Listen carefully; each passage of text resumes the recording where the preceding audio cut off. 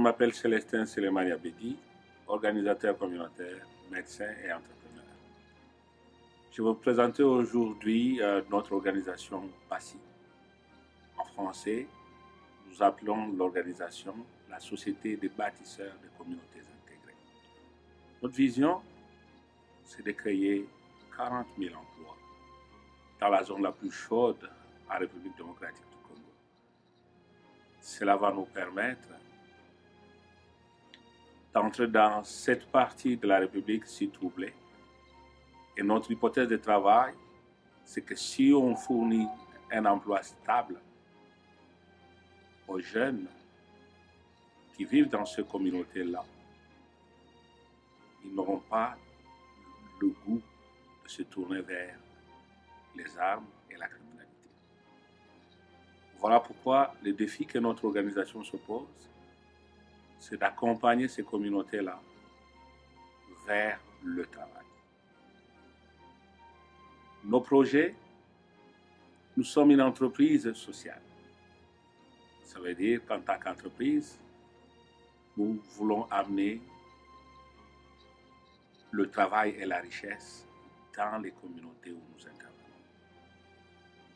Puisqu'en travaillant, les gens peuvent gagner dignement leur vie et ils vont avoir le sentiment d'avoir accompli quelque chose pour eux-mêmes.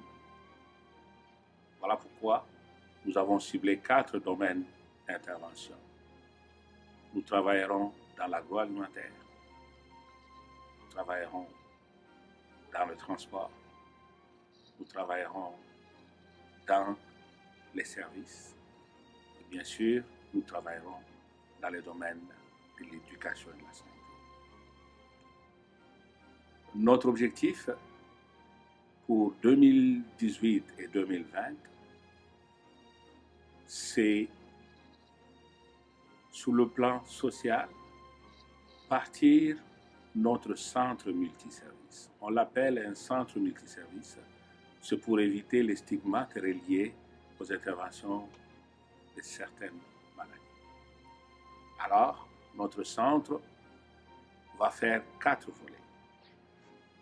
La prise en charge des malades, nous allons faire l'enseignement, nous allons faire la recherche et nous allons faire la médiation.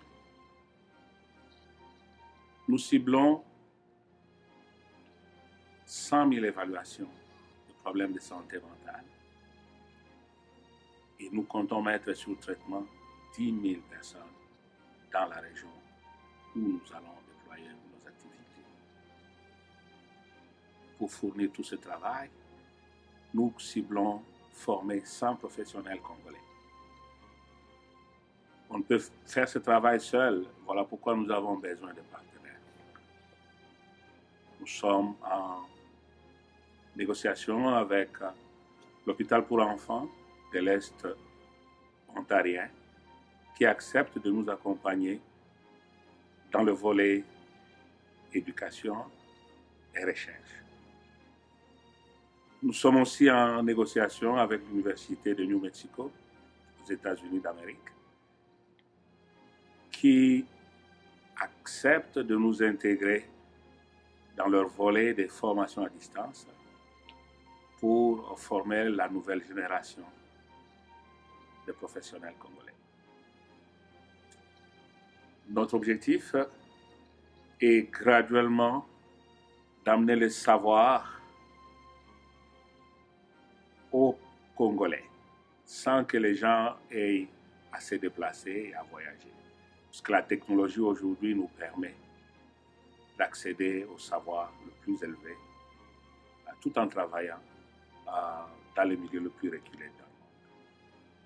C'est cela que nous voulons faire. Mais nous savons aussi que le modèle d'intervention chez nous est basé sur le recouvrement direct de coûts. Ça veut dire qu'il faut payer pour tous les services qu'on reçoit. Et dans un milieu où les gens ont connu 20 années de guerre, les ressources sont rares. Ils ne peuvent acheter tous ces services s'ils n'ont pas de revenus. Voilà pourquoi nous avons fait du travail notre cheval de bataille.